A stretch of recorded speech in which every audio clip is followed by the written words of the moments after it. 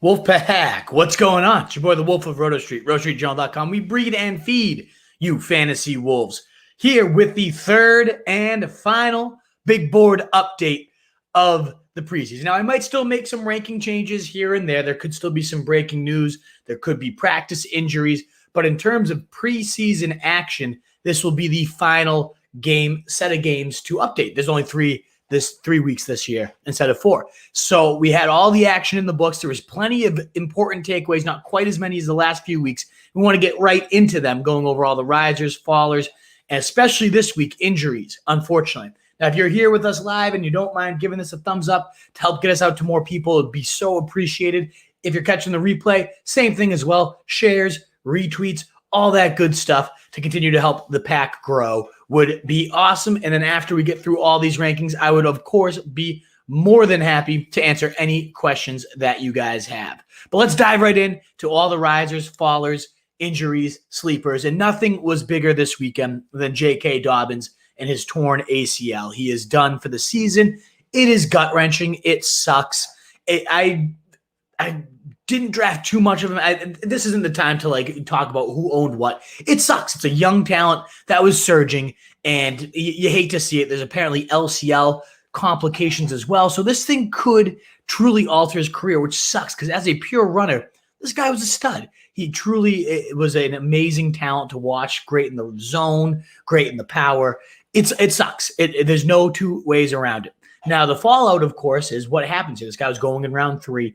What happens with Gus Edwards? So I'm going to show you here. I bumped Gus Edwards all the way up here to 47 overall. That's plus 43. His ADP right now. I took him in round 5 of a draft I did this weekend with some Teach for America buddies here as my RB2 in a standard league. The guy is going to get fed. The Ravens rank number 1, the top of the charts for 3 straight seasons, over 33 rush attempts per game in all of those seasons, averaging right around 540. It's insane. And sure, a lot of that did go to Lamar, but even 2 seasons ago, before Lamar was starting, they had Joe Flacco. They led the league with 33.8 rush attempts per game. So they are going to want to run the ball with Greg Roman, and Gus Edwards is going to be at the top of that totem pole. Now, anytime he's seen 15 or more carries, he is averaging in those 9 games. It's happened 9 times, over 94 yards per game. He saw the most goal line carries last year. He can do it all. He can run. He can score. He can sneaky catch. It's not great. It's certainly no Alvin Kamara, but the bus is a steamroller that can be dangerous when he gets out into space. So 47 overall as a nice RB2. If you miss out on those elite top 17, top 18, sliding in right around this range here. Now, I'll just kind of note here, if you're live with us or watching the video, I normally adjust the rankings live, but as we're getting closer to the season, I make sure to try to update them in real time. If you were drafting on Saturday night, you needed J.K. Dobbins off your board. And so I try to do that. I won't be moving things around. I'm just going to kind of show you how things shook out in these injuries. So Gus Edwards certainly rises significantly, but this has been a committee-based system. So you have to wonder what else is around here. Who else could step up? There's a good chance they'll trade for a veteran, maybe Mark Ingram reunion, maybe Adrian Peterson. They did work out Todd Gurley, who speculated to be going there. But if nobody else is brought in, Tyson Williams, rookie here, has been very, very impressive. In the last contest, 4 carries, 42 yards, and they kind of pulled him out, almost suggesting this guy might be the next man up. So as a really late last round penny stock dart throw, I think Tyson Williams should be on your guys' radar. He has now racked up 24 carries across the 3 preseason games. He's gone 42 yards, 47 yards, 41 yards. So he's well over 130 yards on the preseason. In addition to adding 7 receptions for 38 yards, he can do it all. He is a true 3-down guy. They've raved about him throughout camp. The most impressive player over the 2 preseason games are what the beat writers are speculating. They're saying he's been better than Justice Hills, who I think a lot of people are assuming would be the next man up. It's looking like Tyson Williams, if no moves are made, would be number 2 to Gus Edwards' number 1.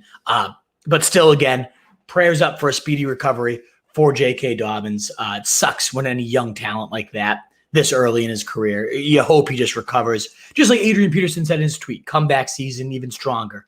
We can hope that's the case for him. Now, T.Y. Hilton also getting hurt over the weekend suffering a neck injury. There's no official timetable on this one, but they're saying he is going to be out for multiple weeks, potentially months. This guy is an older receiver, and he has been relatively durable. I think there's this like misconception that T.Y. Hilton, another T.Y. Hilton injury.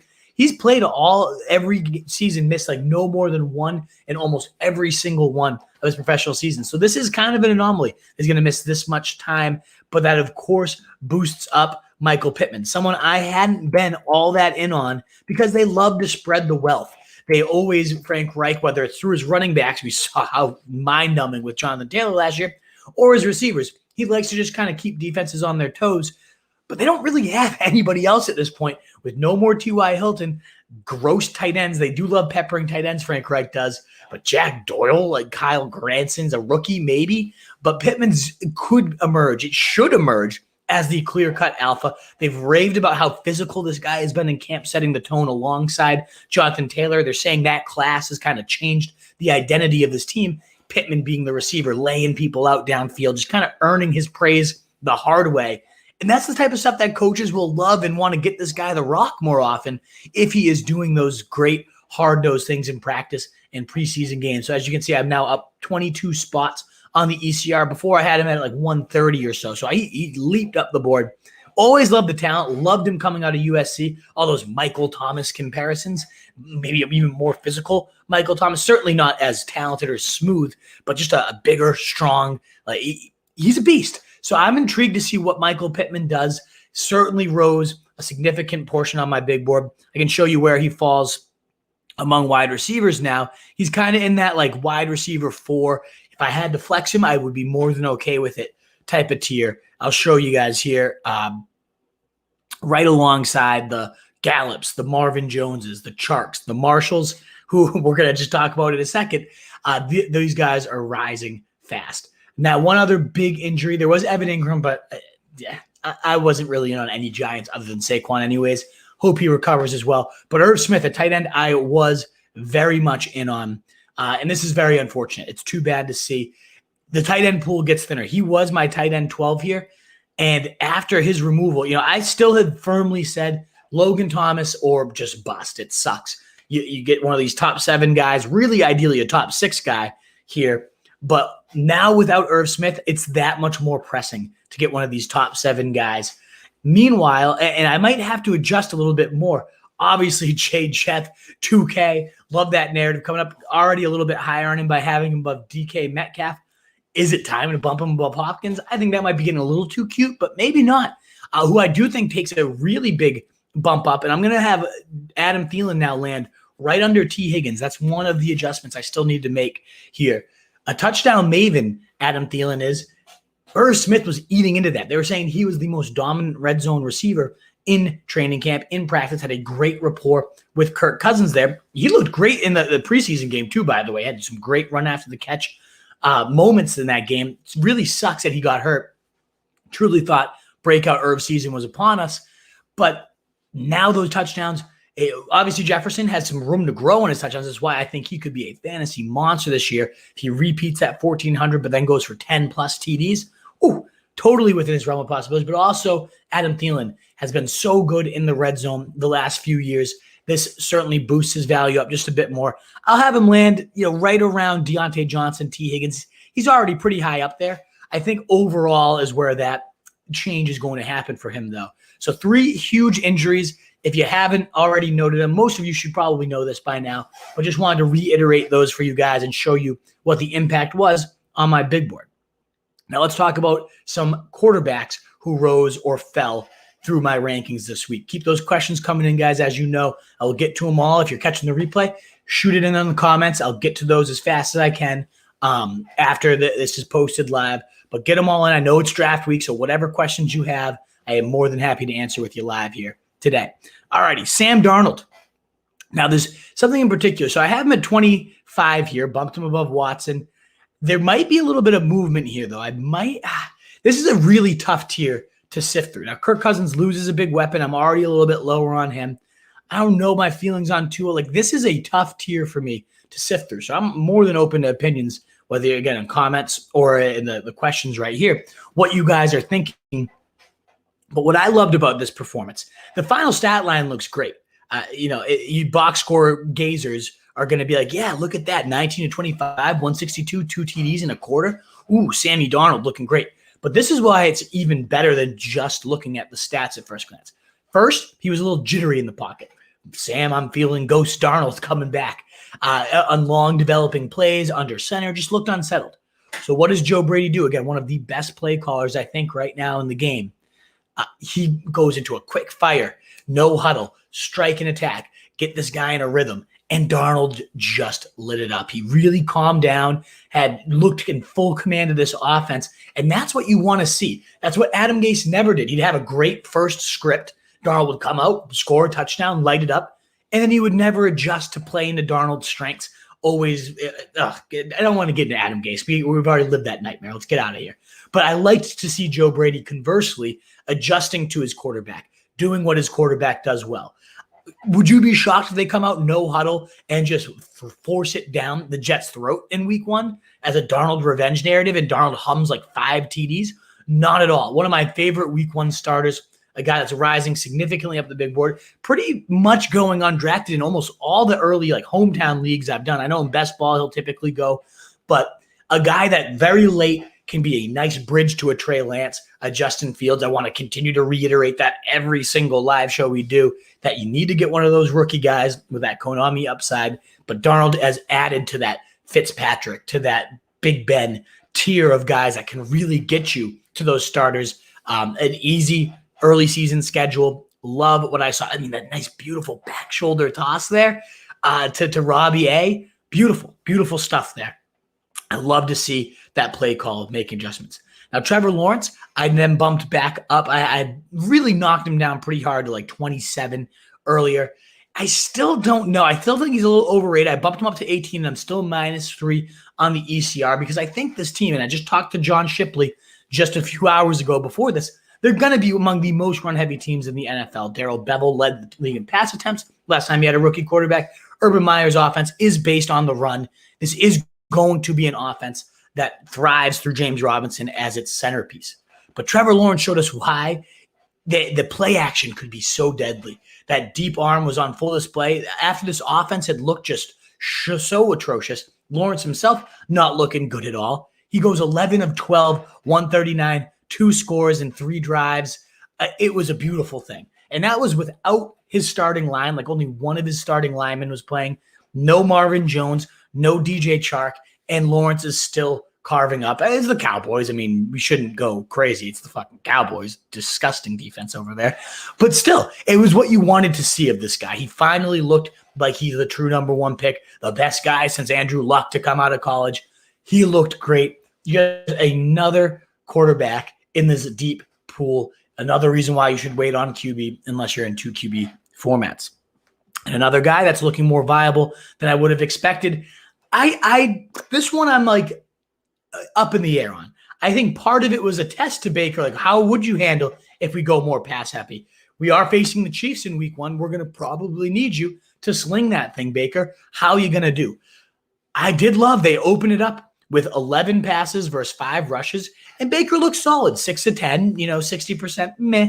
But he was pushing it downfield, 113 on that 6 completions, including a touchdown as well. This was without Odell or Landry out there. He's still looking solid as he moved that ball down the field. They're talked a lot about how they want to put the reins more in his hands and let Baker start to win them some games instead of overly relying on the run game. I'll believe that when I see it. Why do you take the ball out of Nick Chubb's hand? I don't know. He wasn't playing. So this is a little bit one that I'm a little sketchy about. But in games like against the Chiefs, when they're going to need to throw, it was good to see them go pass heavy, to go no huddle, to push the pace. Kevin Stefanski has that in his arsenal. When you have such a dominant run game, you're going to get so many favorable looks there with Baker Mayfield. Just intriguing, a thing to note that watching him push that passing volume, I still think they're going to be bottom half of the league in pass attempts, top 5 in the league in rush attempts. But Baker that could lead to some just great real life performance. I still question the fantasy viability, but it was good to see them with that philosophy. I'm trying to decide what to do with Dak, and I'm more than open to your guys' opinions here. I have him at 11. I know it's -6 the ECR.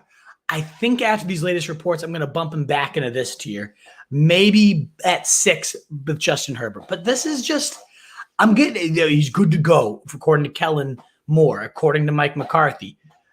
But a part of me is like, I want to see it. I wish I could have seen it in a preseason game. They're saying at practice, 20-yard passes, zipping it around the yard, looking great. So I am going to be bumping Dak up. So this is one that I still need to adjust. I would say he's going to probably fall right here around QB 6 or so. QB, maybe right behind Aaron Rodgers, QB 7, QB 8 range. I just still have my hesitation. You needed multiple MRIs. They're saying he might not be 100% all year. I'm nervous. I got to admit it. I'm a little bit nervous about Dak Prescott. So will I bump him above Tom Brady, the next man on the list? I mean, he is dialed the fucking Tom Brady, looking like the GOAT. What was it? 1 incompletion on Sunday, throws 80 yards and a touchdown to Godwin.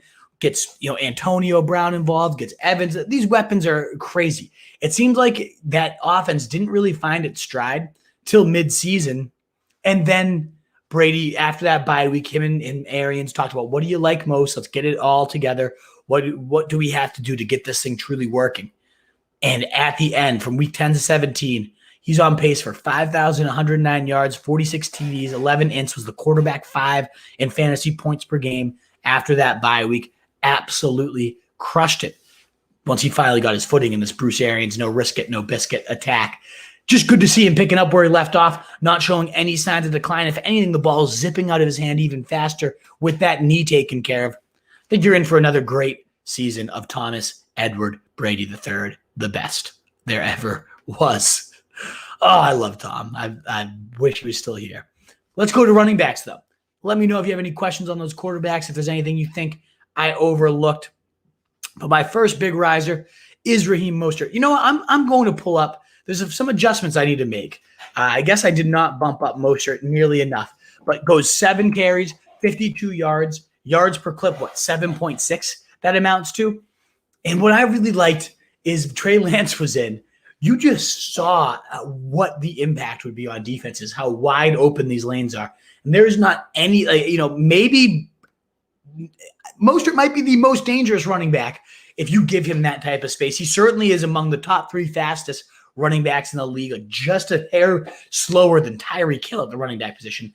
Remember, this guy had the 2 fastest attempts among running backs in weeks 1 and 2 when he was healthy last year. That's the rub. It's a sports car. It's probably going to break down at some point, but until it does, you're going to get some monster games starting with Detroit week 1.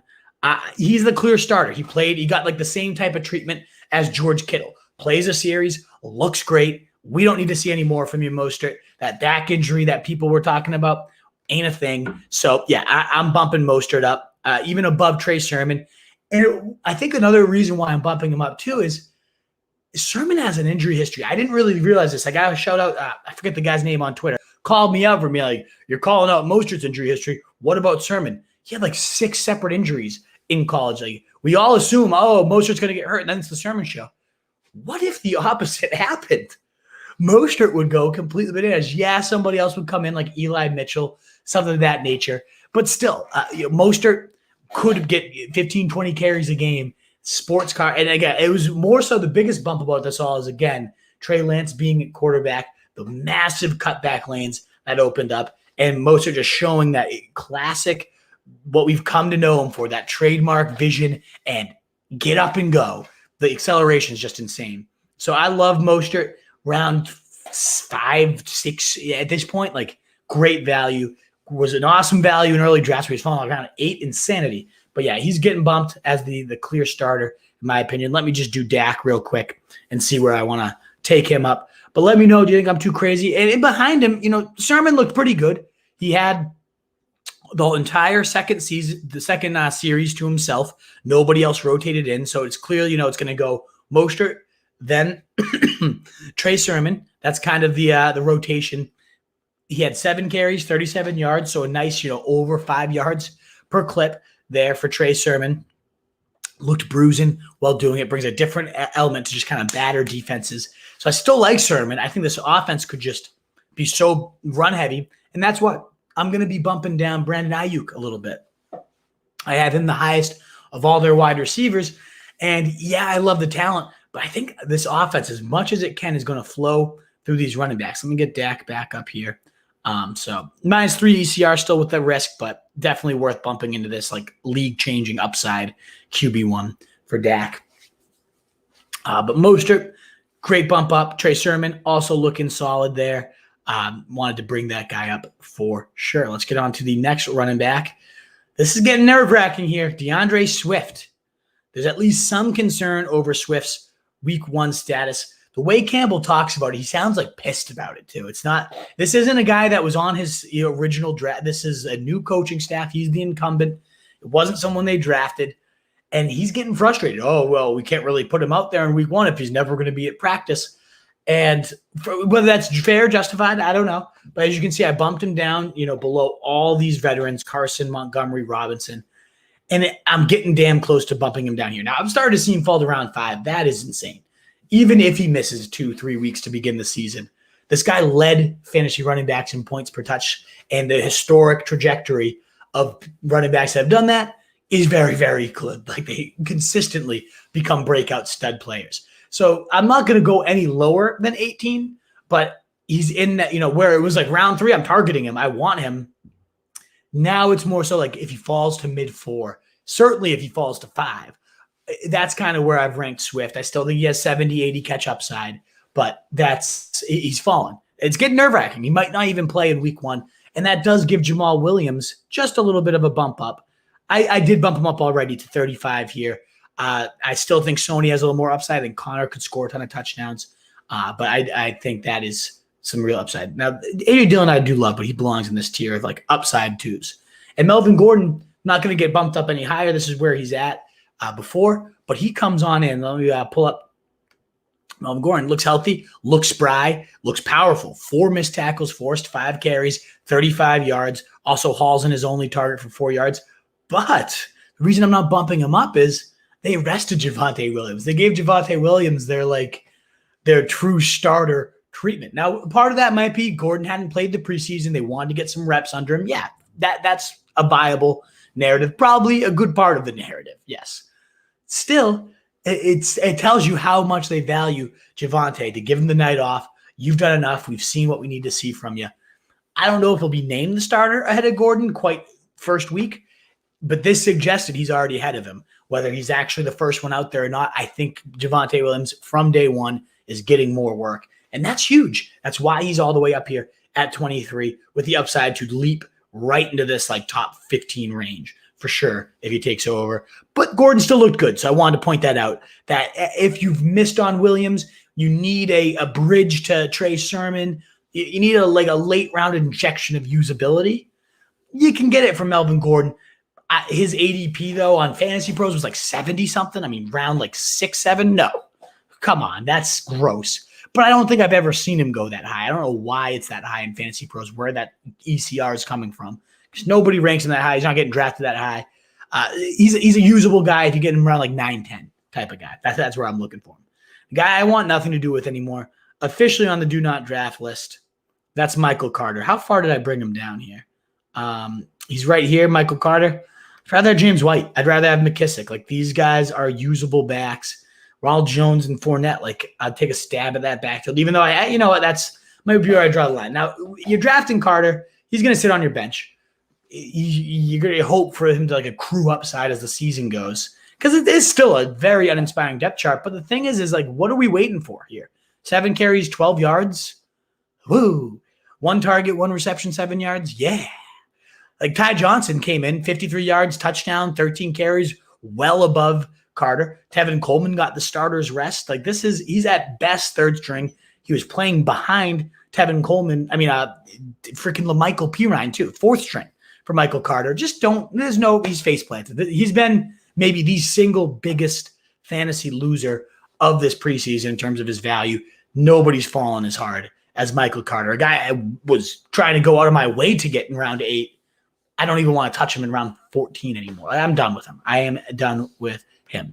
But a sleeper is emerging here, and that is Jerick McKinnon. I just want to keep reiterating, it's not the first time I've talked about a lot of these guys, But if it's your first time catching the show, I don't know. He's been looking great all preseason, and yet another multi-purpose day, 4 carries, 23 yards, nice 5.8 yards per clip, a nice little burst, 1 catch, 4 yards, whatever. But what I saw was a guy going out wide, moving into the slot, moving out to the X receiver, motioning back all over the place, jet sweeps, creative usage for an explosive weapon that's saying he's felt the healthiest he's felt in years. I've always been a sucker for the guy, and it's that much easier to be a sucker yet again when he's playing with Pat Mahomes, and he's going to cost you the last round pick. His price is free at this point. As you can see, I have him. Where do I have McKinnon ranked? I'd have him right around Boston Scott. I thought, 49 right here, above Hines. Hines will be more usable, I guess, but give me the upside of McKinnon all day, especially with Hilaire banged up, the ankle injury, Tyro Williams, the concussion. There's some upside if anything happens to these guys. Don't forget Nate Taylor, our podcast with him, saying McKinnon's been dazzling as a receiver, does things that no one else on this team can do out of the backfield. The wheel routes, they're using him in ways they didn't ever use Clyde Hilaire. So I think that he could have a third down role. That's why I'm a little bit lower on Hilaire than the ECR. I think McKinnon could really, really do some damage here. Now, a guy I bumped up big in my rankings is, am I showing? Yeah, this is what I want to make sure to share. So I've had it trapped on these rankings without even showing my adjustments. My apologies, guys. Let me just stop this share. I'm going back over here. Let me bring in real quick the ranking tool. People probably commenting as all the comments coming in. Hey, we can't see anything. This shows you, where I bumped down Carter, where I have McKinnon, 49 overall, where I bumped Mostert up, 24 overall. Really feeling him. I'll show you the Dak move. Most of these moves, again, were already made because I try to get these real time out to you. Dak Prescott there up at 8. Still lower than the ECR. Probably won't be getting much Dak because of it. Now let's go show you what I have bumped up here. That's Cortland Sutton. Oh, what a great highlight to see. He plants so strongly on the injured leg. No brace on it, too. That was also nice to see. Plants, the defender goes one way, he goes the other. Nice, turns it upfield, looking great. Give me him over Odell. Give me him over Robbie. I love Cortland Sutton as a player. Last time he was out there, 1,108 TDs. Teddy Bridgewater finds him in the end zone for a score. Love everything I saw from Cortland Sutton, especially with these drops going on from Jamar Chase. I'm getting nervous at Chase. I really like what I saw from Sutton. Thought he looked as healthy as he has been in years. So bumping him up, I still like Jerry Jeudy a bit more, but Sutton right on his heels. And that, Teddy Bridgewater, now this starter throwing to these two monsters, not a guy I want, but again, a desperation bridge to a Lance, to a Fields. You can punt the entire quarterback position and still get a decent starter. That's why you wait on quarterback. So Sutton, one of the biggest winners, looking healthy, scoring a touchdown. Love what I saw from this guy. Also love what I saw from Mr. Laviska Shenault. Now I'm going to adjust this tier. I'll do this. It's kind of how I feel this tier. But you can see Laviska Shenault right there, 33, bumped him up. A little below Corey Davis. I talked to John Shipley today. He actually said he wouldn't be surprised if Laviska is the worst of the 3 receivers. He thought he's definitely going to be the screen guy. We saw that on that. Yeah, oh man, did you guys see that 20-yard catch he had? He's just bowling through people. But he didn't think there's going to be that much. He hasn't seen a lot of creative backfield usage. He doesn't bring the speed that Etienne does, so he doesn't know if it's going to be 100% that Joker role. Does see a ton of screens being dialed up for the guy. Great chemistry throughout camp. But he predicted it would go Marvin Jones, then Chark, then Viska. I don't agree necessarily. I love John. His analysis was amazing. Great interview. Check it out. But I do think Viska is the guy I want to own among these wide receivers. As I mentioned, though, I do want to bump down a couple of these guys. I said I was going to bump up Thielen. I think that's okay. The touchdown upside there. I don't want to go too low on Ayuk. I am nervous the volume's not going to be there, but him and Debo are just so explosive. They don't need a ton of volume to do a ton of damage. But bumping him up for sure. I love what I see from Viska.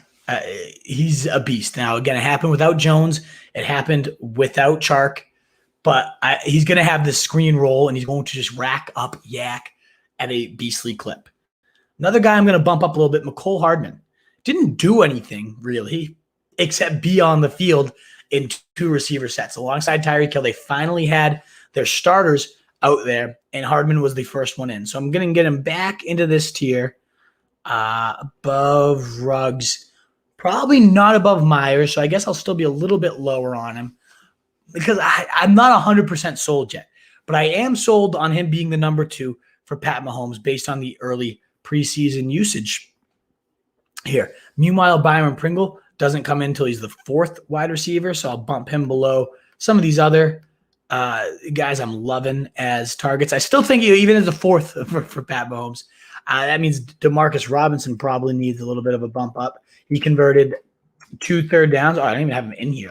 Yes, Robinson definitely deserves to be in here. I did take T.Y. Hilton, as you can see there, off the rankings given this latest injury. But let's get DeMarcus in here. He was the first one in on 3 receiver sets ahead of Pringle. And again, as I said, moved the chains twice for Pat Mahomes, who just looked so dialed in if anybody watched that game. So I'm going to bump him in here above Pringle. I got to sort through those a little bit later to make sure I have him right. But drop Pringle, bump up Hardman, who started again over Robinson, over Pringle. And as Nate Taylor said, is destined for a breakout based on how improved his route running, all that goodness is. So check that out.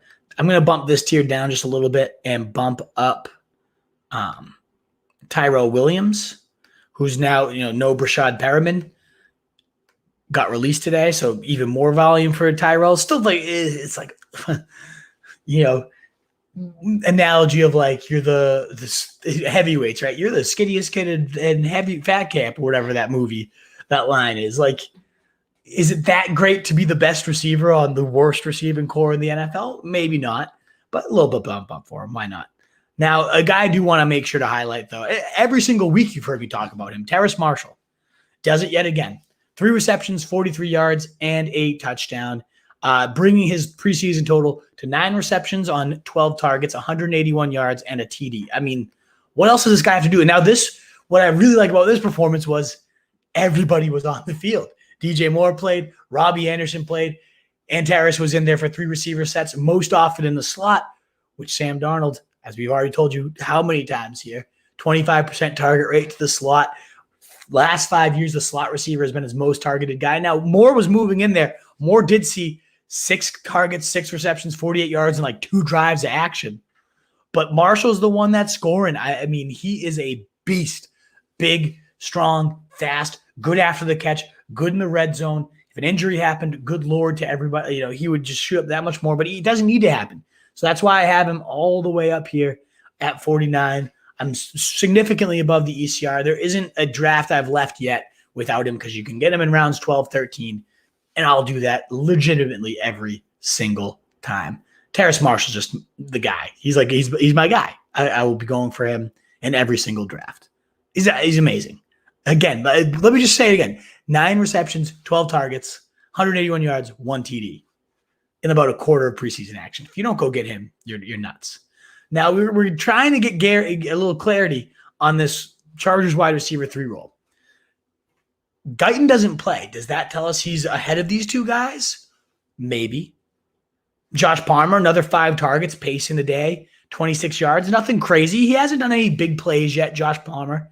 As you can see, I have him, right here, 76.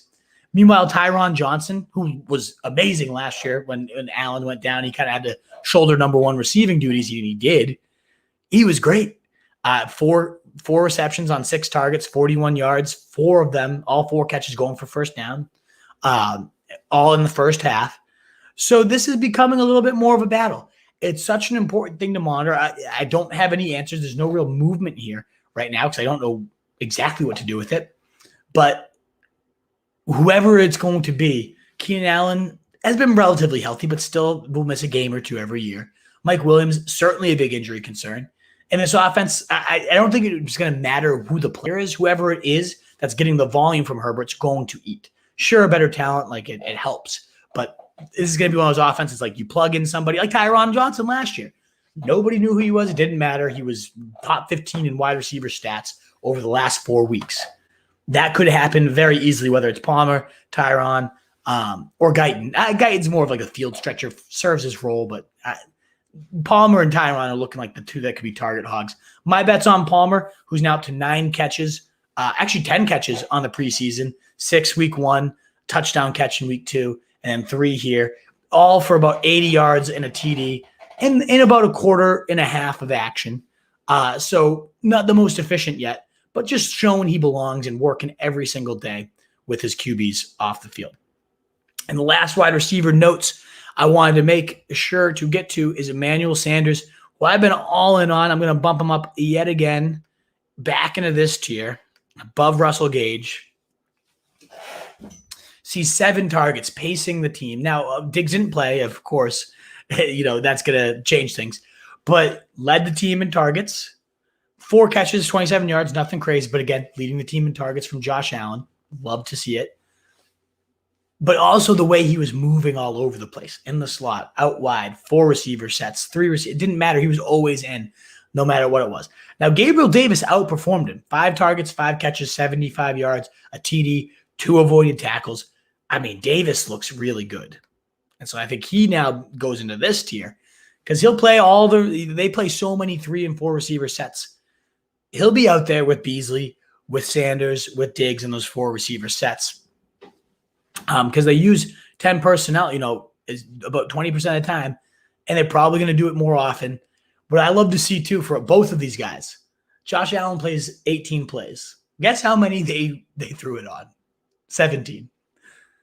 They know their bread is buttered through this beast. I love that Brian Daboll isn't trying to be cute and force the run establishing and all that. They know what they got to do. It's the arm of Josh Allen, who, based on that, 17-1, he is by far, any talk about anyone taking him as the quarterback, anyone else quarterback too, is nuts. And that's why, again, I hate taking Mahomes at round 3 because Josh Allen will go in round 5 and get you just as much value. So wanted to cover those Bills guys, a little bit of rise for all of them. And that is it, folks. That's all the updates. Again, tight end, the only update was Irv Smith, who was going to be a riser because of his yak abilities and what we were seeing there. Now obviously hurt, so no other notes at tight end that I can think of. If I'm missing anything, though, please let me know. On to your questions, guys. Let's hear it. What up, Giuseppe? Keeper league this year. Should I keep Gibson, give up a 7th round, or Robinson, give up my last pick? Ooh, that's tricky, Giuseppe. I wish you could keep them both, right? Start your draft with that backfield.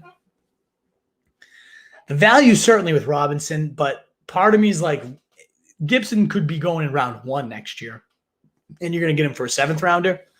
I'm a Gibson guy. I go with that upside there. Is it PPR, full, half, anything like that? I'm going to go Gibson right now. Amari Cooper this year, thoughts on Mixon? I like the value on Cooper a lot. I mean, this guy was leading the league in fantasy points when Dak was hidden for those 5 games. Led the league in targets. Had like 45 targets to like 20 for CeeDee Lamb, something of that nature. So he was the clear alpha. I don't think that's going to remain the case. I'd rather have CeeDee Lamb this year. But I like Cooper. I like him plenty. I think now at this point, most drafters are taking CeeDee Lamb over Cooper, and Cooper sometimes falling around 4. Great value. Mixon, screw you again. It's like one of those things like, do you want the kick to the balls? Because he's probably going to do it. No, yeah. Of all the years, right, there's no Gio Bernard. Their offense should be that much crazier with Jamar Chase. The line isn't good, but it's better. They've added beef over the last couple years. Everything's there. Everything they're saying he's the best player in camp. That Callahan, the offensive coordinator, I'm not interested in load management. Love all those types of quotes. So he's looking like he's in some great shape for a breakout, Giuseppe. I love it. Got the update about Irv Smith minutes. Oh, so you dodged a bullet there, Tunes. Your team was ridiculous, by the way. Casey Kelly, good to see you. Feel like Dak has the potential this year as well, barring injury. Feel like folks are sleeping on him. I mean, I don't think anyone was sleeping on him. I had him at quarterback 4.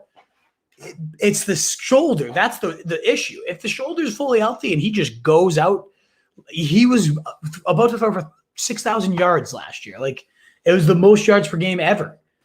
So I don't know if anybody's sleeping on that, Mr. Casey, but I'm just worried about the injury. That's the thing, is the injury.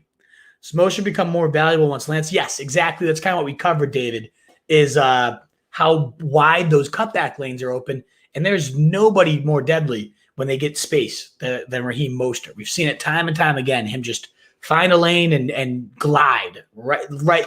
Talk about the hut knife through butter. Like, that's Mostert when he runs. And it was so apparent when Trey Lance was in there for that one play how wide that cutback lane was. So that's, yes, 100%. Who do you grab if Swift can't go multiple weeks? It's got to be Jamal Williams. He'll be a feature back. So that's why he got a big bump up there too. Why does it seem Raheem Mostert so undervalued? He gets injured, but so does everyone. Round 7, yeah, perfect place for him. Absolutely.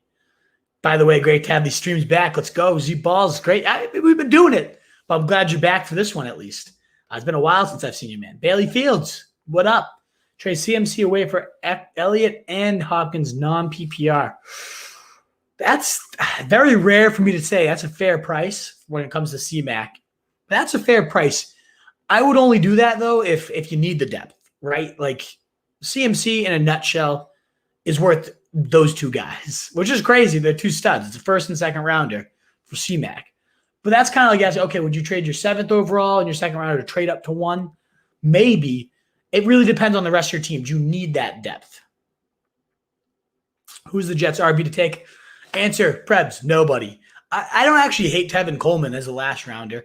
And you can still stash Carter if he fell enough, but he's so high up there in like the early ADPs that he's going to go too early by somebody seeing him up there.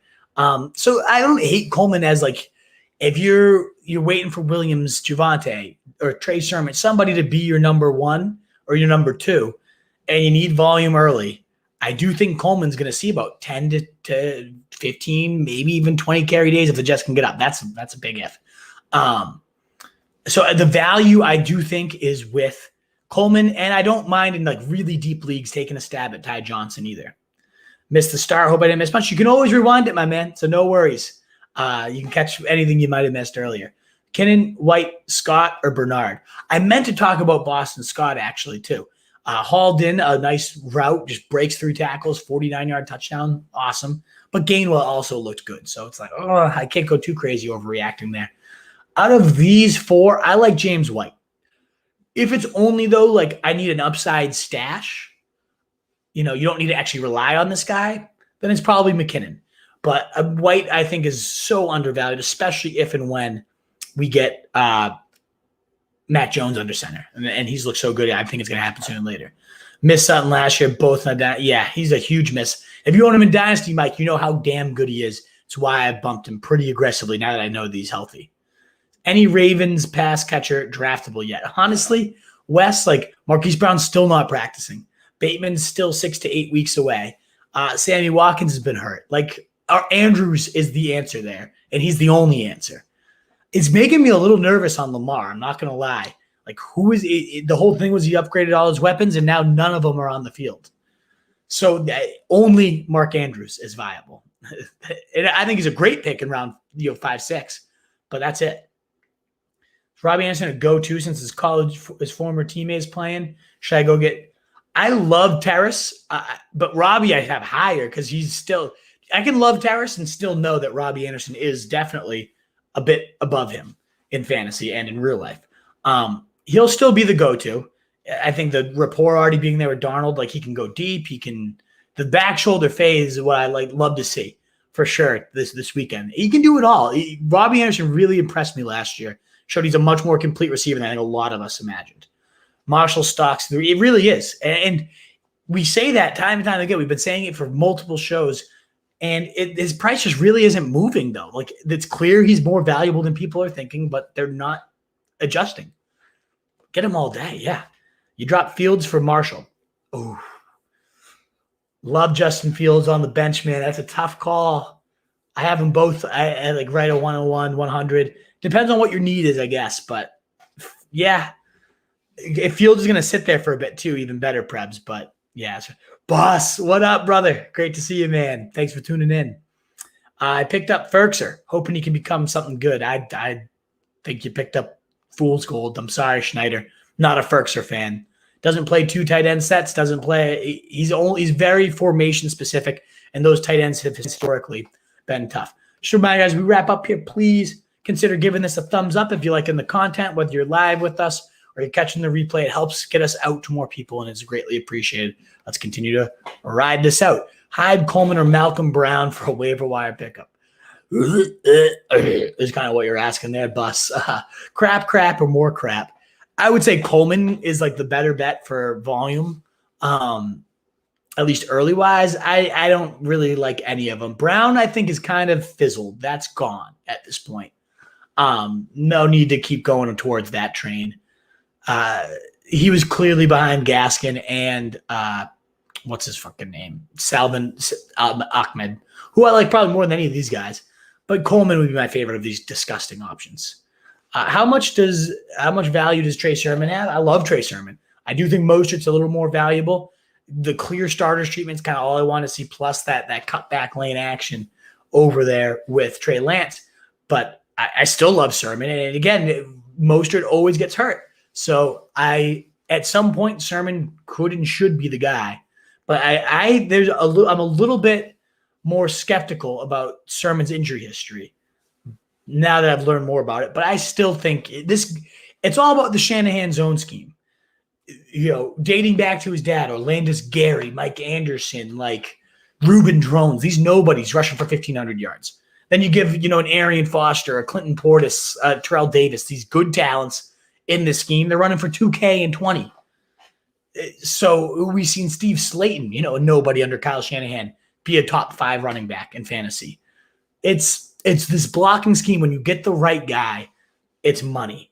And Mostert is the right guy. He's the starter, and he's going to eat for as long as he's healthy. But Sermon's also the right guy. Glove-like fit. They traded up in round 3 because they couldn't keep watching him fall. So I like Sermon a lot. One of those middle-round running backs I really like targeting. Got CeeDee Lamb and A.J. Brown starting with CMC, Gibson, and Najee at flex. I don't think you need to make any deals, Bailey Fields. Like, you got everything you need here. You don't need DeAndre Hopkins and Zeke here. You got everything you need. That's a beastly lineup, Bailey Fields. Be happy with it.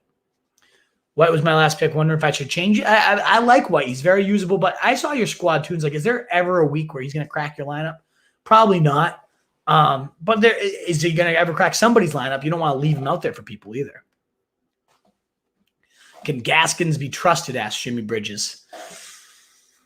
As a talent, yeah. I mean, he's looked good every time he gets the volume, but even so, a couple of weeks ago when he blew up, right, in the preseason for 2 touchdowns, he still only saw 19 snaps compared to 13 for Ahmed, compared to 5 for Malcolm Brown. They've talked about making it a 3-headed committee, Jimmy Bridges. So, like, to me, he's a fade. Like, I'm not in on him. I'll go Mostert over him, and that's typically not how the ADP shakes out. I'm not in on Gaskin. We just answered that one for you, Prebz. I do feel good about Sermon. Just already gave you thoughts on that. I do like Trey Sermon in round 5. Might be a little early, though, Blue Crew. I think he's fallen to like 6, 7. I'd be waiting for there, especially where he's behind Mostert. Like, round 5, if I'm taking a run back, I'm looking for Javonte. Even though he might be on Melvin Gordon, I have more faith in Javonte being a true 3-down back at some point. Would you rather pick up Ramondre Stevenson, Terrace Marshall, or Gio for end of my bench? Terrace Marshall for me. Alex Lynn. I love Terrace Marshall. Mark Gonzalez, what up? Welcome back. Oh, we ain't been nowhere. I've been doing these live streams like crazy, Mark. Welcome back to you, brother, though. I'm happy you're here. Got offered Carson for Gus Edwards. I'd much rather have Carson. Yeah, I would take Carson there. Like, I like Gus Edwards. If he does what Carson does, you're happy. Carson's playing in this new Waldron offense. The Saints, the Rams that made Gurley a fantasy monster, merging the pass and the run, talking about how he's been split out wide, how it's the screen game he's used more often. And the same report also said they're not interested in a committee. They're just riding Carson. All things you love to hear. I have some bye week troubles where White will have to play. So yeah, keep him around, Tunes, especially I think your full PPR. Like, he's valuable. No doubt about it. For sure. All righty, guys. Well, thank you so much. Great interaction, great questions throughout. Awesome stuff, guys. I have some big stuff. Would you start Judy or Gaskins in the flex? Give me Judy all day. I don't know the matchups exactly off the top of my head, but give me Judy. I appreciate you guys, though, being here live with me. Again, if you're catching the replay and you liked what you saw, consider subscribing, turning on that bell on YouTube or Facebook so you know when we're live. You can always get your questions answered. We got the big dog, Evan Silva, coming on Wednesday. Can't wait to have him on to talk about his big board 150. We did it last year. I kind of dissected his big board and what he thought was, I thought might be off. Does the same with mine. It's going to be a blast. So be here Wednesday. I believe it's at 8 p.m. Eastern time. Should be fantastic. And keep your eyes peeled. Tomorrow at latest Wednesday, the guide should be dropping. It's one of those things, if you like what we're doing and you want to support us and help us get to that next level, every dollar that goes to the guide is going to go towards development costs so we can get these stock profiles up for you guys. So if you like what we're doing and you want to help take us to that next level, consider paying $10 for the guide, $20 for the guide and projections. You're never going to find projections that cheap. I wish they could be free, but I just want to make sure we can get to the next level, and then they will be free once we have all the costs taken care of and they're generating their own money with spawn, all that good stuff. But guys, thank you so much. You don't need to hear all that, but we're so excited to be continuing to grow. It's thanks to all your help. You can find our podcast at the ffbdpod.com. Anywhere you listen, that's where you can find your show notes, though, for all these great shows. And next week, we'll be back in the regular season action mode where we'll cover your sit start. Oh, we're getting there, folks. School starts today. That means football's on the way. And I'm pumped. But alrighty, guys, I really appreciate you being here. Thanks again. You can find me at Rotostreet Wolf. All our content, rotostreetjournal.com. We breed and feed fantasy wolves. Find all that also in your app. And for the podcast show notes, fantasy fullback time, you pay your path 2021 titles, ffbdpod.com. Thanks again, guys, so much. And in a world full of fancy sheep, be that wolf. Later, guys.